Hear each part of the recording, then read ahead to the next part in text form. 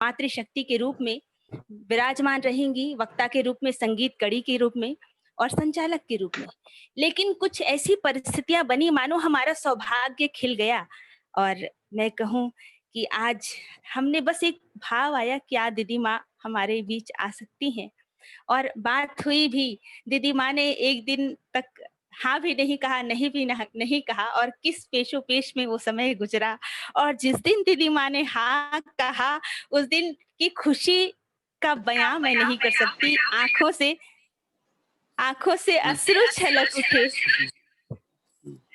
मानो मैंने गुरुदेव महाराज जी से ये प्रार्थना की थी कि वो कह दे, हमारी प्रार्थना सुन ले, दीदी माँ राजी हो जाए।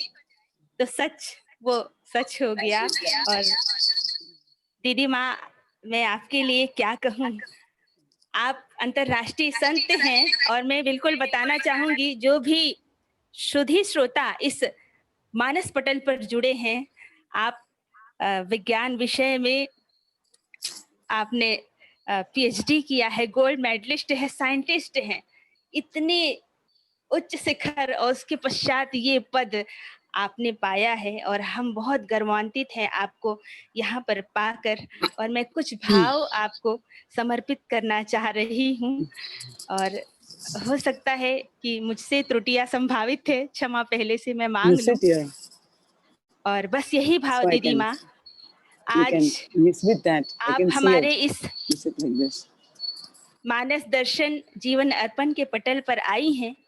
तो ये मानस दर्शन जीवन अर्पण लगभग 6-7 सालों से इसकी परिकल्पना है, दीपक गुहा जी ने रखी है।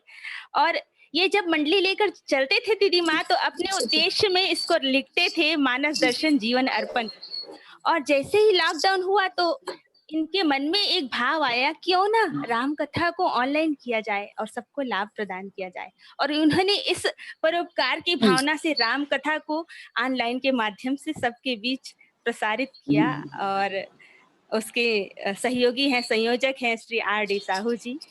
और आज आप आई हैं और आपके लिए बस मैं इतना ही कहना चाहूंगी कि आंखों से जी भर निहारा करो, छवि हृदय मंदिर में उतारा करो, देंगे दर्श वो तो अपने ही हैं, बसरते दिल से उन्हें पुकारा करो। पूरे किंकर शिष्य परिषद ने आपको दिल से पुकारा है और आज आप बिल्कुल आदि शक्ति महामाया के रूप में अवतरित हुई हैं। और बस यही भाव मैं माँ के रूप में आपको देना चाहूंगी। पीलाराम भैया जी कहते हैं कि दीदी के साथ माँ जुड़ जाए तो अपने आप में वो विशेष हो जाता है। और निश्चित आप दीदी माँ हैं। माँ है दुख में सुख का एहसास, माँ है दुख में सुख का एहसास, माँ है सदैव मेरे आसपास, माँ है घर की आत्मा, माँ है साक्षात परमात्मा, माँ आरती अजान है, माँ आरती अजान है, माँ गीता और कुरान है, माँ ठंड में गुनगुनी धूप है, माँ उस रब का रूप है। दीदी माँ आज आप तपती धूप में एक छाया है। दीदी माँ आप आदि शक्ति महामाया है, आप आदि शक्ति महामाया है। और आज आप पधारी हैं, आंखों के कोरों से अश्रु झलक पड़ रहे हैं। इतनी खुशी है कि इतना सौभाग्य कि मैं बयान नहीं कर पा रही हूँ। मानो ऐसा लग रहा है कि एक चित्रकूट में मंदाकिनी बहती है और एक मंदाकिनी आज छत्तीसगढ़ के घर में प्रवाहित होगी। और दीदी माँ बहुत सम्मान के साथ, बहुत आदर के साथ मैं आज, चूंकि समय हो चुका है और मैं समय में जरा भी अतिक्रमण नहीं करूंगी, यह मंच और यह समस्त श्रोता समाज ये पटल में आपको सादर समर्पित करूं बस इन्हीं भावों के साथ कि माँ तो माँ होती है, इसके बारे में क्या कहना। माँ तो माँ होती है, इसके बारे में क्या कहना। कहना है तो बस इतना ही कि दीदी माँ के बारे में क्या कहना। आज हम सब भावों को आपने बिल्कुल, हमने जो चाहा वैसा अनुरूप कर दिया गुरु की कृपा से। हम बहुत बहुत आप आभारी हैं आपके। और आइएगा बहुत सम्मान के साथ। और मैं समस्त पटल पर जुड़े हुए हमारे समस्त सुधी श्रोता सारी जितने गड़बड़ नीचे गिर गया वक्ता है वही जुड़े हैं। और जो संगीत प्रेमी है, जो कथा प्रेमी है, निश्चित वही मानस पटल पर जुड़ते हैं। तो आप सभी से निवेदन कि आप सब अपने जो माइक है उसको म्यूट करके रखें। बहुत शांत भाव से हम तेरी माँ को सुनने वाले हैं। आज हमारा परम सौभाग्य जागा है, नवरात्रि का पावन पर्व, यह द्वितीय दिवस। तो बहुत सम्मान के साथ, बहुत आदर के साथ दीदी माँ, मैं आपको पटल पर राम कथा के लिए सादर आमंत्रण प्रेषित करती हूँ। आइएगा। बोलिए श्री सद्गुरुदेव भगवान की जय। ओम मंगल मूर्तये नमः, गणाधिपतये नमः, वर्णानाम् अर्थसंगानां रसानां छन्दसामपि मंगलानां च कर्तारम् वन्दे वाणी विनायकम् वन्दे बोधमयं नित्यं गुरुं शङ्कररूपिणो यमाश्रितो हि वक्रोऽपि चन्द्र सर्वत्र वन्दिते मन्त्रमूलं गुरोर्वाक्यम् पूजामूलं गुरोर्पदम् ध्यानमूलं गुरोर्मूर्ति मोक्षमूलं गुरोर्कृपा। श्री गुरुचरण सरोज रज निज मन मुकुर सुधार वरणो रघुवर विमल यश जो दायक फल चार बुद्धिहीन तनु जानिके सुमिरो पवन कुमार बल बुद्धि विद्या देहु मोह हरहु कलेश विकार सियावर रामचंद्र की जय। शरणम हरि ओम श्री गुरुभ्यो नमः। हरि ओम शांति शांति शांति। प्रभु के मंगलमय नाम स्मरण के साथ सर्वप्रथम मैं अपने परमाराध्य प्रातः स्मरणीय परम वंदनीय अर्चनीय श्री सद्गुरुदेव भगवान की अत्यंत कृपामयी मंगलमयी तेजोमयी ज्ञानमयी प्रकाशमयी आनंदमयी रसमयी दिव्य चिन्मयी उपस्थिति को यहाँ पर प्रत्यक्ष रूप से अनुभव करती हूँ। और श्री सद्गुरुदेव भगवान के परम पवित्र पुनीत पाद पद्मों में अपनी प्रणति अर्पित करते हुए कोटिशः नमन दंडवत प्रणाम करती हूँ। और यही प्रार्थना करती हूँ अंतर्हृदय से कि आप ही का एक अत्यंत लघु यंत्र बनकर आप ही का संदेश सभी भक्तों के समक्ष रख सकूं, ऐसी बल बुद्धि विद्या और विवेक देने की कृपा करें। गुरु चरणों से अनंत आशीष कोटिशः मंगल आशीष प्राप्त करके इस शारदीय नवरात्र के उपलक्ष्य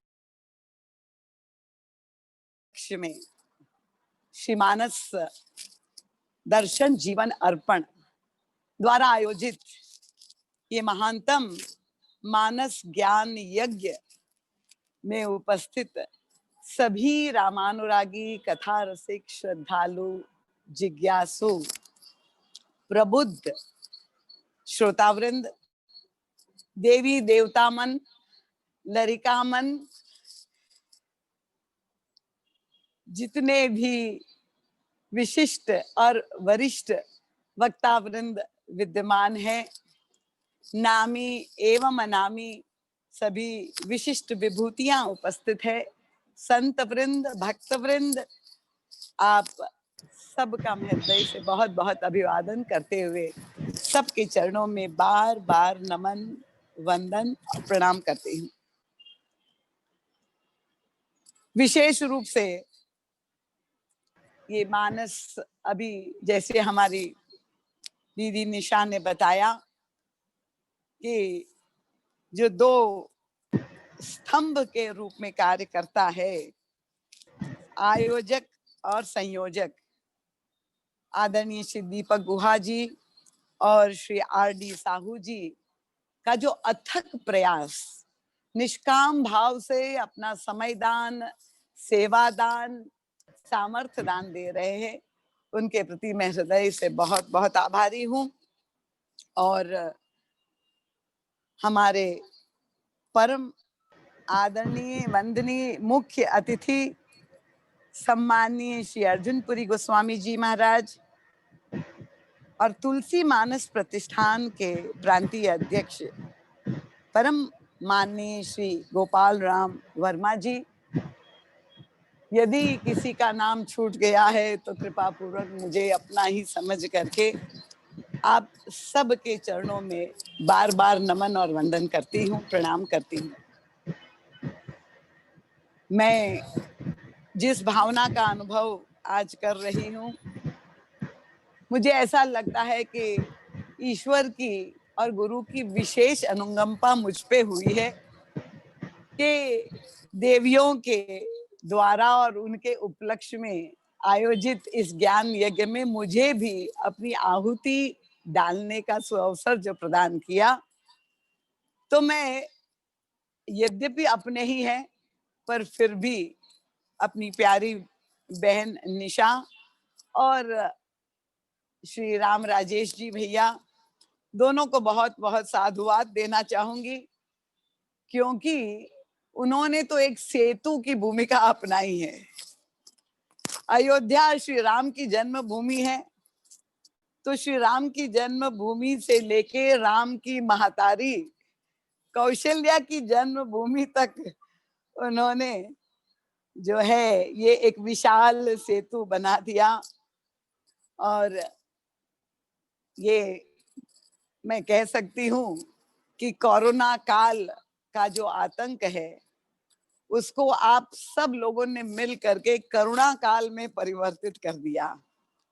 तो पुण्य काल में सुन रही थी अपने पूर्व वक्ताओं को, और जितने स्नेह से वे सभी अपने भावों को अभिव्यक्त कर रही थे, तो मैं निश्चित रूप से पुनः पुनः हृदय से कृतज्ञता व्यक्त करूंगी कि ये जो दुर्लभ सुअवसर अपने को मिला है, काल की तो सीमा है, पर उसका पूर्णतया लाभ लेने के लिए आप सबकी सहयोग प्रार्थनीय है। कृपया मन बुद्धि चित्त को एकाग्र करके श्रवण करेंगे तो मानस के अंतराल में जो मर्म है, युग तुलसी परम पूज्य सद्गुरुदेव भगवान ने जो जीवन दर्शन प्रस्तुत किया है, उसे आत्मसात करने में, समझने में, हृदयंगम करने में आपको कठिनाई नहीं होगी, पर अवश्य रसानुभूति होगी। सनातन धर्म में और भारतीय दर्शन और संस्कृति में देवियों का कितना अधिक महत्व है, नारी को कितना सम्मान दिया गया, ये अभी आप लोग पिछले 2-3 घंटों से सुन रहे थे। और ये पर्व अभी वर्तमान में जो चल रहा है, नवरात्रि का जो पर्व है, उसी उपलक्ष्य में जहां हम शक्ति की पूजा करते हैं, ये उसका प्रमाण है। और माना ये भी जाता है, वर्णन आता है कि भगवान श्री राम ने जब रावण का वध किया, दशहरे के पर्व पर हम लोग भी वह लीला का आनंद लेते हैं, तो भगवान श्री राम ने स्वयं भी शक्ति का आवाहन किया है। रावण के वध के पूर्व में उसकी शक्ति की उपासना और आराधना की है। तो ये इतना महत्वपूर्ण पर्व है, नारी को जो महत्व दिया है। और माना यही जाता है, चाहे भगवान राम हो, चाहे भगवान शिव हो, शक्ति के बिना शिव भी स्थाणु बन जाता है। तो ऐसा कोई व्यक्ति ही नहीं संसार में जो शक्ति नहीं पाना चाहता है, चाहे वो देवता हो, चाहे वो दैत्य हो, चाहे मनुष्य हो। शक्ति की आवश्यकता सबको है। और रामचरितमानस में तो गोस्वामी तुलसीदास जी महाराज ने, क्योंकि उनकी तो आराध्या ही भगवती सीता है, रामचरितमानस की केंद्र भूता शक्ति अगर कोई है तो वो भगवती सीता है। और गोस्वामी तुलसीदास जी महाराज तो बिना संकोच के प्रारंभ में ही वंदना प्रसंग में भगवती की जिस रूप में वंदना करते हैं, क्योंकि आप लोग सभी विज्ञ विद्वान और मानस के अध्येता है, जब वे उद्भव स्थिति संहार कारणीम क्लेश हारणीम सर्वश्रेयस्करीम सीताम न तो हम राम वल्लभ, उनको जिस रूप में वे देखते हैं, मुझे आश्चर्य होता है कि गोस्वामी तुलसीदास जी का जो अद्वैत मत है, उनकी जो धारणा है, जब भी भगवान श्री राम और श्री सीता जी को गिरा अर्थ जल बीच सम कहियत भिन्न न भिन्न, उस रूप में उनको प्रतिपादित करते हैं। उसके बाद भी आज मानस मंचों पे कई जगह ऐसी उक्ति को लेकर गोस्वामी तुलसीदास जी को नारी विरोधी बताया जाता है। तो मैं जरूर चाहूंगी इस मंच से, क्योंकि छत्तीसगढ़ की भूमि अनेक दृष्टि से बहुत महत्वपूर्ण है, पर मैंने जो अनुभव किया पूरे देश का, विश्व का भ्रमण करते हुए, कि श्री रामचरितमानस की चेतना जिस तरह से छत्तीसगढ़ में व्याप्त है, मैं दावे से कह सकती हूँ कि भारतवर्ष में भी किसी भी प्रांत में ऐसी चेतना और ऐसी जागृति नहीं मिलेगी। अन्य तीर्थों में जहां जाते हैं श्रीमद् भागवत का बोलबाला मिलता है, पर रामचरितमानस को लेकर के जो अद्भुत गोष्ठियां हो रही है, इसलिए मैं ये अवश्य चाहूंगी कि गोस्वामी तुलसीदास जी महाराज ने जो महत्व दिया है नारी को, जो आदर दिया है, और शक्ति के रूप में जैसे वे उनकी उपासना करते हैं, ये बहुत ही मार्मिक प्रसंग एक मानस के बालकांड में आता है। और इन कथानकों से आप लोग सभी अवगत है। देखिए, मानस केवल एक पवित्र इतिहास नहीं है। हमारे गुरुदेव कहते थे ये तो एक काल जयी ग्रंथ है, वो एक शाश्वत सत्य है मानस। इसीलिए जो मानस का पाठ करता है, मैं मानती हूँ वो तो धन्य है ही, पर जो मानस की कथा करता है वो तो धन्यतम है। और मानस को जिसने अपने जीवन में चरितार्थ करने का प्रयास किया, जो मानस को जीना चाहता है, क्योंकि मानस तो जीवन जीने की कला हमें सिखाते हैं। तो जब भी मनुष्य के सामने कोई समस्या आती है, उलझन आती है, चिंता व्याकुल आकुल होता है, तो मानस वह क्षमता रखता है, वो एक पूर्ण समर्थ सद्गुरु है जो हमें हमारा दिशा निर्देश कर सकता है, हमारा दिग्दर्शन कर सकता है। और इसलिए मैं यही मानती हूँ कि छत्तीसगढ़ की भूमि धन्य है, और जहां जितने भी हमारे वक्ता वृंद, भ्राता वृंद बैठे हैं, वो तो धन्यतम है जो मानस के प्रचार में लगे हुए हैं। और जिसने मानस को अपनी जीवन शैली बना दिया है, वो तो धन्याति धन्य है, उनसे अधिक धन्य कोई हो ही नहीं सकता। तो आइए, आज ये जो अवसर है, उसको एक प्रसंग मानस के बाल कांड में मुझे संकेत दिखाई दिया कि जहां पर रावण का अत्याचार त्रेता युग का जो वर्णन है कि रावण के अत्याचार से पृथ्वी माता व्याकुल हो गई और जो पाप का बोझ उस पर बढ़ रहा था, वो स्वामी जी कहते हैं कि पहाड़ों का, नदियों का, भूमि का बोझ इतना नहीं जितना अधर्म से व्याप्त पाप का बोझ असहनीय हो गया था।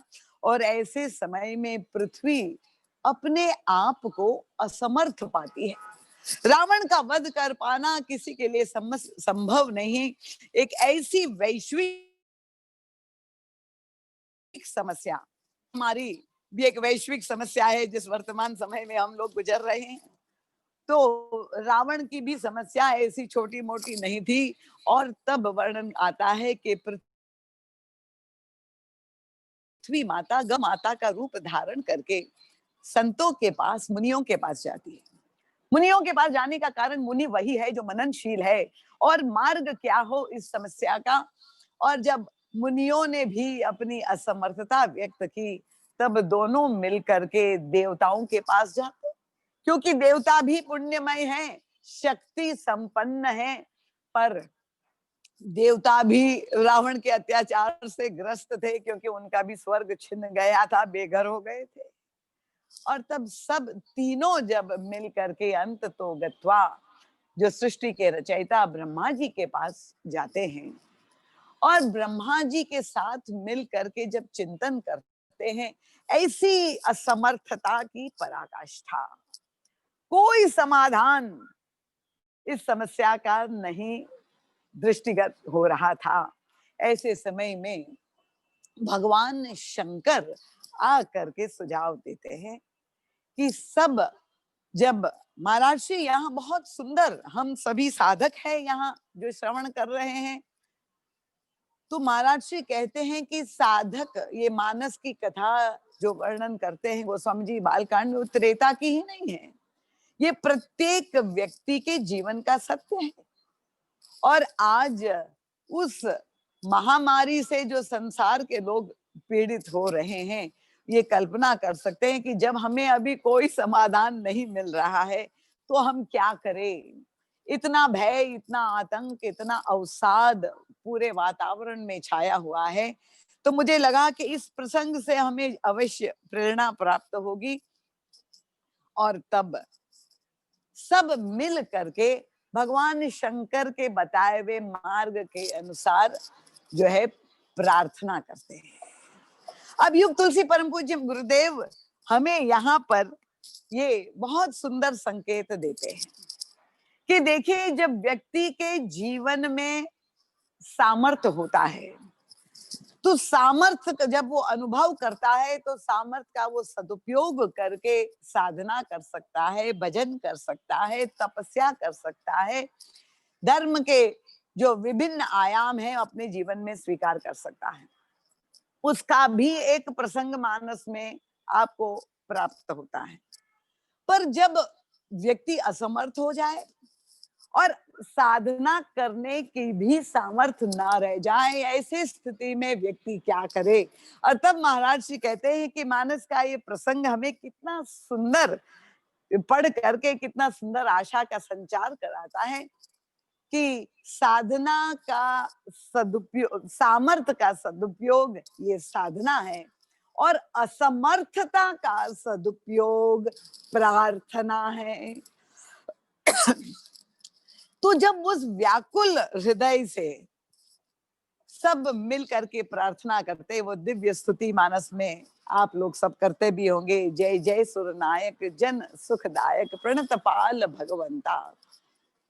तो ये प्रार्थना जो हृदय से, प्रेम से, व्याकुलता से की गई, उसका तत्काल परिणाम हुआ, आकाशवाणी हुई। और आकाशवाणी में जो है प्रभु ने ये आश्वासन दिया कि आपकी समस्या का मैं समाधान करूंगा, आप धैर्य धारण करें, अंशों में आ करके मैं नर लीला करके और ये रावण की समस्या का समाधान प्रदान करूंगा। तो ये एक साधना की पद्धति साधक के जीवन में सामने आती है और दूसरी साधना की पद्धति परम पूज्य महाराज श्री कहते हैं कि प्रतिकूलता में जहां दिखाई दिया असमर्थता है तो प्रार्थना, और जब अनुकूलता हो तो वहां भी हमें एक बहुत सुंदर बालकांड में ही दृष्टांत मिलता है। और वो किसका दृष्टांत है? उनका यही मनुष्य जाति के आदि पुरुष महाराज मनु का दृष्टांत हमें मिलता है। अब महाराज मनु के जीवन में तो किसी भी प्रकार की कठिनाई नहीं थी, कोई समस्या नहीं थी, सारी अनुकूलताएं थी। पर चतुर्थ अवस्था में महाराज मनु के जीवन में भी दुख का भाव उनके अंतःकरण में जब पहली बार आया, और महाराज मनु क्योंकि चिंतक थे, वे आत्मनिरीक्षण करते हैं कि ये दुख किस कारण से हुआ, और तब उन्होंने अनुभव किया कि जीवन में सब कुछ होते हुए, सारे सुख, सारे वैभव, सारी अनुकूलता होते हुए भी एक रिक्तता हृदय में है। और ये जो अभाव है, एक अपूर्णता का बोध है, महाराज मनु ने ये अनुभव किया, वो कैसे पूर्ण होगा।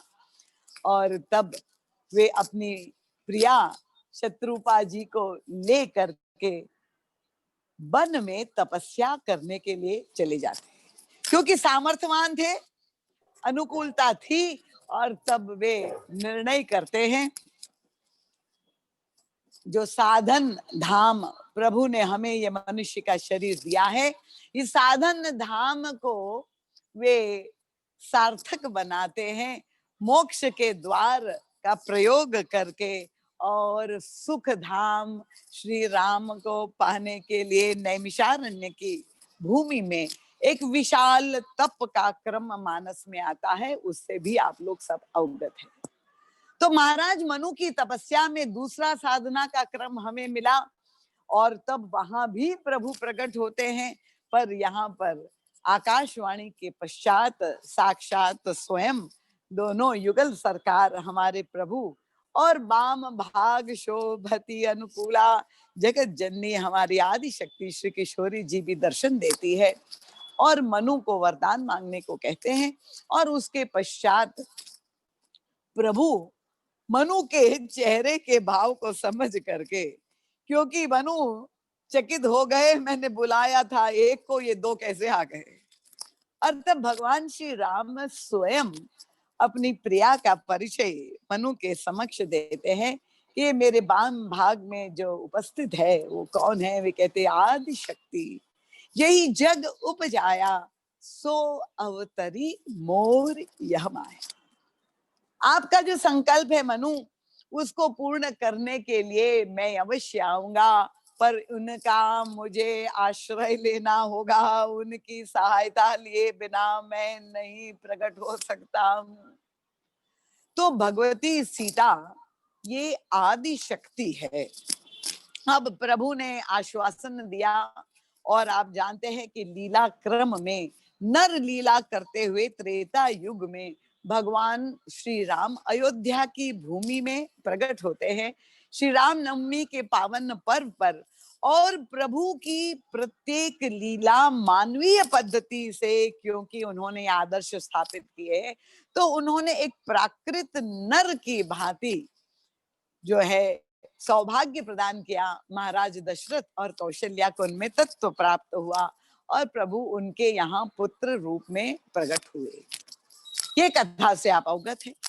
अब भगवती सीता को भी प्रकट होना है, पर हमारी श्री किशोरी जी का प्राकट्य आप भी जानते हैं कि ठीक एक माह बाद जानकी नवमी के दिन अपराह्न मध्य के समय में श्री सीता जी प्रकट होती है। पर श्री सीता जी के प्राकट्य की कथा बड़ी अनोखी है।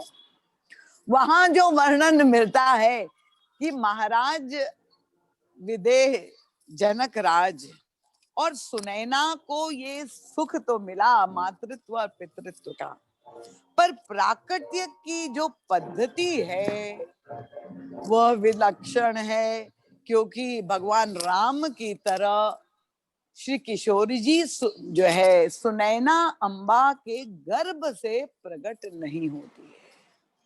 क्या कभी आपके मन में ये विचार आया कि आदि शक्ति ने प्रकट होने के लिए ऐसा अद्भुत अनोखा मार्ग क्यों निकाला?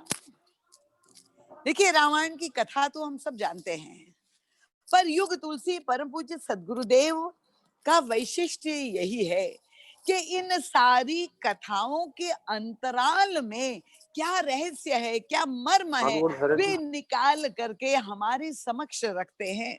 क्योंकि अगर हम इससे अवगत नहीं होंगे, ये प्रश्न अगर हमारे मन में नहीं आएगा, और हमारे बच्चे विशेष रूप से इस वर्तमान समय में, ये कंप्यूटर का युग है, आज की नई पीढ़ी, हमारे बच्चे बहुत ही बुद्धिमान और बहुत ही तीक्ष्ण बुद्धि वाले हैं, तार्किक बुद्धि उनकी है। और ऐसे समय में ये बहुत आवश्यक है, अगर आप उन चाहेंगे कि वो धर्म से जुड़े, हमारे सनातन धर्म से वे अवगत हो, और ये कथाएं आप उनको सुनाएं कि सीता जी का प्राकट्य पृथ्वी से हुआ, तो वो कहेंगे कि माँ ये तो हो ही नहीं सकता, ये तो कपोल कल्पित बात है, हम नहीं मानेंगे, ऐसा कैसे हो सकता है, हमें विश्वास नहीं है। और तब ये बच्चे जा करके धर्म परिवर्तित कर देते हैं। इसलिए मेरे सारे सम्मानीय भ्राता वृंद, सारी देवी माताएं, उत्कृष्ट सारी वक्ताएं जो बैठी हुई है, अब सबके चरणों में मैं हाथ जोड़ करके नमन करते हुए प्रार्थना करती हूँ कि ये युग की मांग है। युग तुलसी परम पूज्य महाराज श्री ने मानस की समस्त व्याख्या जो की है, वो परम प्रासंगिक समसामयिक रूप में उसको व्याख्यायित किया है। ये केवल त्रेता युग की कथा नहीं है, ये हम सब के जीवन की कथा है। श्री सीता जी और भगवान श्री राम केवल त्रेता के ही पात्र नहीं है, वे परम सत्य है। वो भूतकाल में भी थे, वर्तमान में भी है, और भविष्य में भी रहेंगे। और जब राम और सीता परम सत्य है, तो उनकी लीलाएं भी परम सत्य है। वो भूतकाल में भी घटित हुई, और आज भी घटित हो रही है, और भविष्य में हम भले ना रहे, पर ये लीलाएं शाश्वत रहेंगी। ये जब तक हम नहीं समझाएंगे हमारे श्रोताओं को, जब तक हम उनसे अवगत नहीं कराएंगे कि भगवती सीता जब पृथ्वी से प्रकट हुई, उसके पीछे क्या तात्पर्य है, क्या संदेश है, ये समझना बहुत आवश्यक है। और परम पूज्य महाराज श्री तो हमारे समस्त अध्यात्म को विज्ञान से भी जोड़ करके हमें समझाते हैं, ताकि आजकल के बच्चे जो आधुनिक पद्धति से पढ़ रहे हैं, उनको भी समझने में कठिनाई नहीं। श्री सीता जी महाशक्ति है, और ये महाशक्ति आदि शक्ति का प्रादुर्भाव पृथ्वी से हुआ है। ये शक्ति के पर्व की जो हम बात कह रहे हैं कि हम, चाहे वह 9 दुर्गे हो, चाहे 10 महाविद्या हो, ये सब देवियों की जो हम पूजा करते हैं, घर घर में शक्ति की पूजा हो रही है। और उसका सबसे बड़ा प्रमाण तो हमारी भगवती महालक्ष्मी है। कौन ऐसा व्यक्ति है जो लक्ष्मी की कृपा नहीं चाहता है? अब भगवती महालक्ष्मी का प्राकट्य जो अर्थ की देवी है, जब आप हमारे शास्त्र को खंगालेंगे और पढ़ेंगे कि लक्ष्मी का प्रादुर्भाव कहाँ कैसे हुआ, भगवती सीता तो पृथ्वी से प्रकट हुई, पर देवी लक्ष्मी का प्राकट्य कहाँ से हुआ, और तब आप पुराणों में वो कथा में पढ़ेंगे कि जहां देवता और दैत्यों ने अमृत के लिए मंथन किया, और जो 14 रत्न प्रकट हुए, उसमें से भगवती लक्ष्मी, देवी लक्ष्मी का भी प्रादुर्भाव हुआ। तो हमारी माता लक्ष्मी समुद्र की जल से जिनका प्राकट्य हुआ, अब एक और शक्ति जुड़ जाती है। कथाएं क्योंकि आपको अवगत है, केवल संकेत में मैं आपको बताना चाहती हूँ, भगवान शंकर, ये तो विष्णु की भार्या प्रिया है भगवती लक्ष्मी, पर जहां भगवान शंकर की प्रिया को हम देखते हैं, तो वहां तो हिमांचल पुत्री वर्णन आता है कि वो तो पर्वत की पुत्री है भगवती पार्वती जी। तो ये सब कथाएं जो सनातन धर्म में ये शिक्षा जो हमें दी जा रही है, आप ये मत समझ लीजिए कि ये व्यर्थ है, ये काल्पनिक है। हमारे ऋषि मुनियों ने जो चिंतन हमें प्रदान किया है, वो चिंतन इतना गंभीर और गहरा है। और मैं बार बार कहती हूँ कि अपने बच्चों को ये शिक्षा देना बहुत आवश्यक है, क्योंकि आधुनिक विज्ञान भी तो शक्ति की खोज कर रहा है। आधुनिक वैज्ञानिक भी वो ऋषि मुनि तुल्य ही तो है, जो अन्वेषण कर रहा है शक्ति का। और कहां पर वो शक्ति खोज रहा है, क्योंकि संसार के संचालन के लिए, व्यवहार के लिए शक्ति की तो आवश्यकता है। और वो शक्ति को खोज रहा है स्थूल जगत में। अब स्थूल जगत में कहाँ खोज रहा है? तो वैज्ञानिक ने जब प्रयास किया कि जल से शक्ति उत्पन्न की, कहाँ वह शक्ति मिली उनको? वो शक्ति आप जानते हैं कि जो जल से निर्मित होती है उसको कहते हैं विद्युत शक्ति, हाइड्रो इलेक्ट्रिसिटी इंग्लिश में जिसको कहते हैं।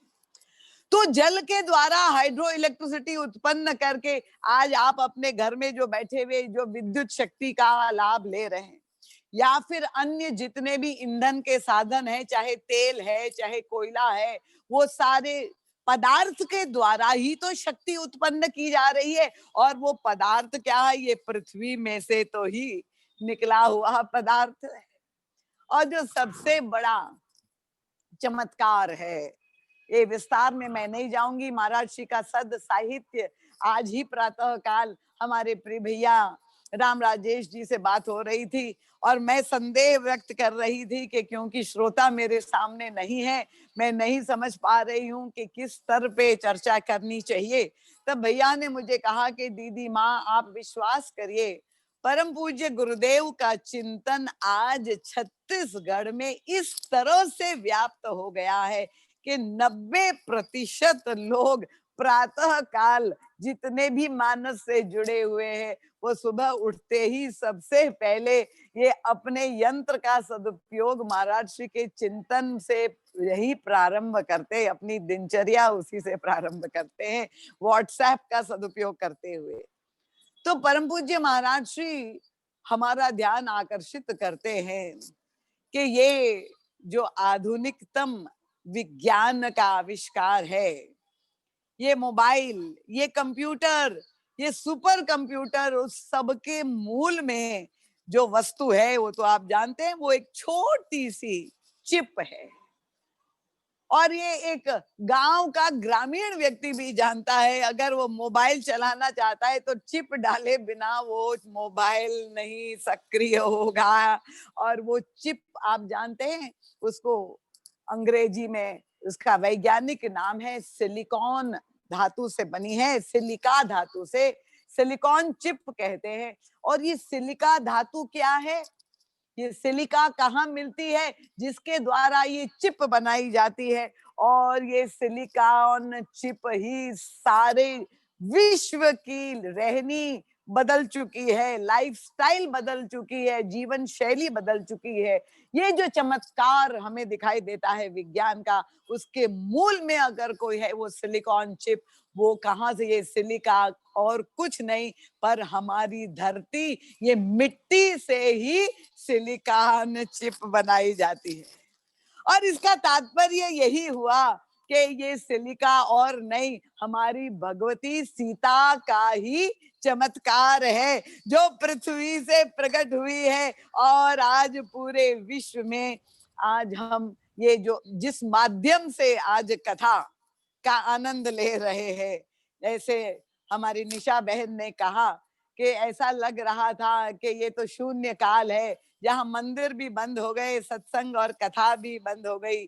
वहां हमारे ये दोनों ही संयोजक और आयोजक साहू जी और दुआ गुहा जी, दोनों ने मिल करके ये सिलिकॉन चिप का ये आविष्कार का सदुपयोग करके आज इस सत्संग को एक यज्ञ के रूप में परिवर्तित कर दिया।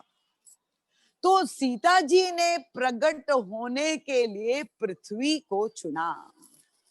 इसका तात्पर्य क्या है? वे चाहती तो जनक जी और सुनैना के गर्भ से भी उसी तरह से भगवान श्री राम की तरह ही प्रकट हो सकती थी, पर महाशक्ति ने ये जो अद्भुत प्राकट्य का हमारे सामने आदर्श रखा, ये बहुत सांकेतिक है, ये समझने की आवश्यकता है।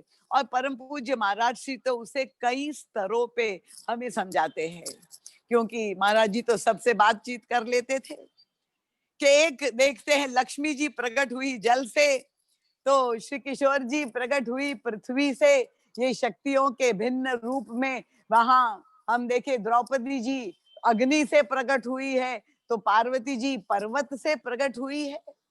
तो अध्यात्म विज्ञान और आधुनिक विज्ञान ये दोनों जुड़ते हैं, और परम पूज्य महाराज श्री इसीलिए ये इसी दर्शन के द्वारा रामचरित मानस को हमारे जीवन से जोड़ते हैं कि जब पराकाष्ठा थी असमर्थता की, नैराश्य की, ऐसे समय में श्री किशोरी जी प्रकट हुई, कैसे पृथ्वी के गर्भ से।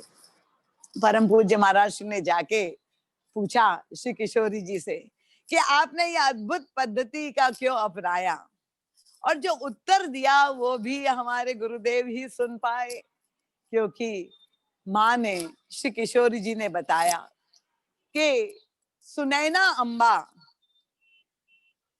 पृथ्वी माता पृथ्वी इतनी व्याकुल हो गई थी जब रावण के अत्याचार का समाधान नहीं प्राप्त होता और असमर्थता की पराकाष्ठा थी।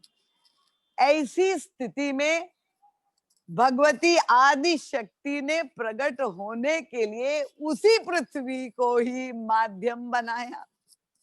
उसका तात्पर्य और संकेत यही था, वे बताना चाहती है लीला कर रही आदि शक्ति है, पर पृथ्वी को माता बना करके वे उनको बताना चाहती है कि माता तुम व्यर्थ ही निराश हो रही हो, तुम व्यर्थ ही अपने को अबला समझ रही हो, तुम व्यर्थ ही अपने को असमर्थ समझ रही हो। मैं तो तुम्हारे भीतर ही छिपी हुई हूँ, मैं तो तुम में ही समाहित हूँ। और इसके द्वारा उन्होंने हम सब संसार वासियों को ये एक शाश्वत संकेत है, संदेश दिया है रामचरितमानस की आदि शक्ति भगवती सीता ने।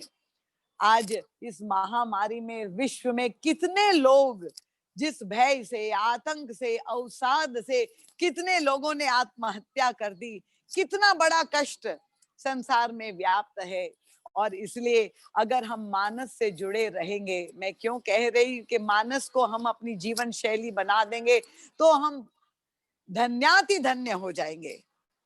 ये संदेश जो सीता जी ने दिया है कि जब हमारे जीवन में प्रतिकूलता आती है, कष्ट आता है, कठिनाई आती है, तो भगवती सीता हमारा मार्गदर्शन देती है कि हम सब में शक्ति है, हम सब शक्ति पुंज है, हम केवल नारी ही शक्ति स्वरूपा नहीं है। पर आज जब हमारी बहनें प्रताड़ित होती है, जब नारी का शोषण होता है, जब भी अपने आप को असमर्थ समझती है, उसका मतलब कि उसमें केवल विश्वास का अभाव है। और आत्मविश्वास का अभाव इसलिए है क्योंकि वह आध्यात्म में से नहीं जुड़ी है, वो सत्संग से नहीं जुड़ी है। जो रामचरित मानस से जुड़ा होगा वो कभी अवसादग्रस्त हो ही नहीं सकता है, ये मैं दावे से कहती हूँ। और इसलिए जैसे हमारी सभी बहनों ने संदेश दिया, मैं यही प्रार्थना करूंगी कि हम लोग अपने इस दिव्य ग्रंथ, ये कालजयी ग्रंथ, ये पूर्ण समर्थ सदगुरु का स्थान गोस्वामी तुलसीदास जी ने रामचरितमानस को जो प्रदान किया है, तो इस सदगुरु का आश्रय केवल अपने घरों में, मंदिरों में स्थापित करके पूजा ही ना करे, केवल पाठ ही ना करे, पर गोस्वामी तुलसीदास जी ने जो रामचरितमानस की फलश्रुति बताई है, सतपंच चौपाई मनोहर जानी जे नर उर धरे। तो ये मानस गोष्ठी संगोष्ठी में समस्त चौपाइयों का जो विश्लेषण होता है, मुझे बहुत प्रसन्नता है, इतने उत्साह पूर्वक सब लोग जुड़े हुए हैं।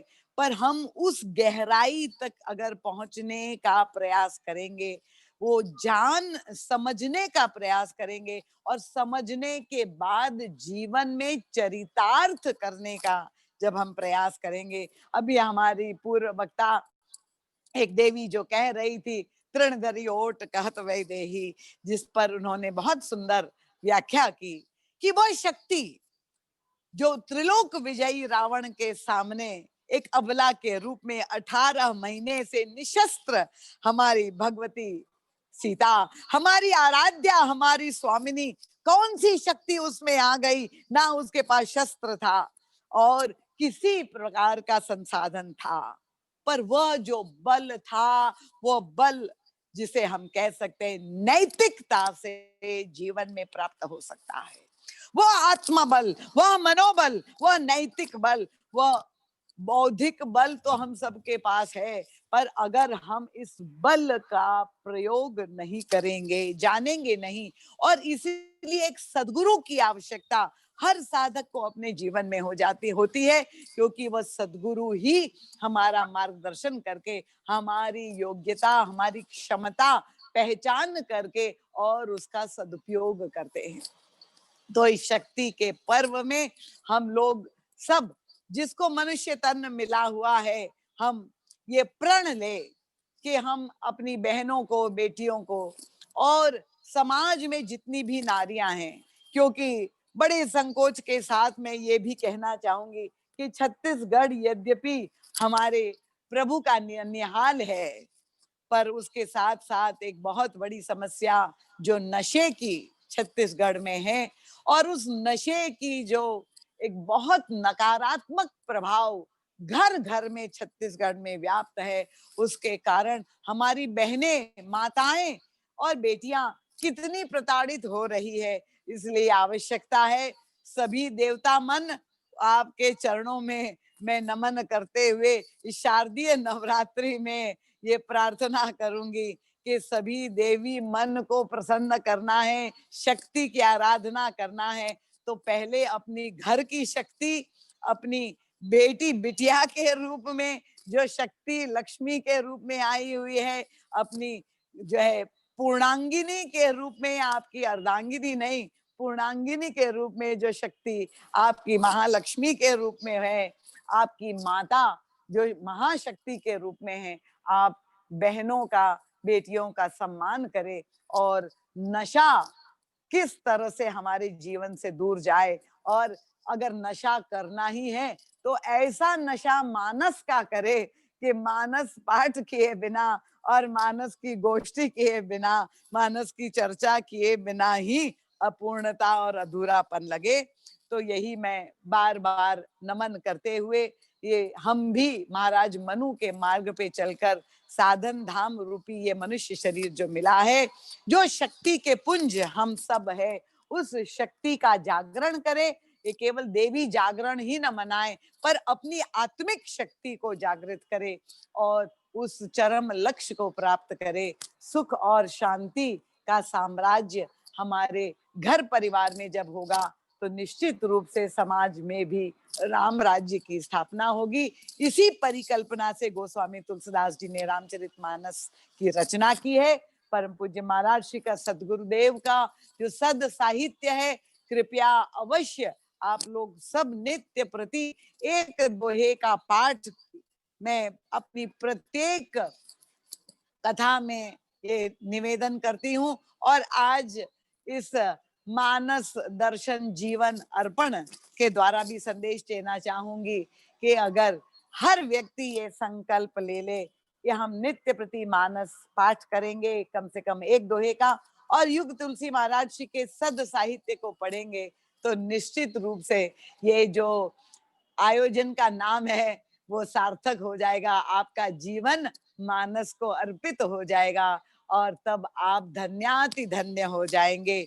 इन शब्दों के साथ पुनः पुनः सब आयोजक संयोजक के चरणों में, हमारे मुख्य अतिथि के चरणों में, सब श्रोता वृंद, भक्त वृंद, वक्ता वृंद, नामी एवं अनामी सभी महानुभावों के प्रति नमन करते हुए यही मंगल कामना करती हूँ कि इस शारदीय नवरात्र के उपलक्ष्य में आयोजन जो किया गया है वो पूर्ण सफलता प्राप्त करे और देवी भगवती सीता हम सब के जीवन में शांति के रूप में, शक्ति के रूप में, भक्ति के रूप में और लक्ष्मी के रूप में उनके जो विभिन्न रूप है उनका प्रादुर्भाव हो, हमारे जीवन मनुष्य जीवन सार्थक हो। इन शब्दों के साथ बोलिए सियावर रामचंद्र भगवान की जय। सद्गुरु देव भगवान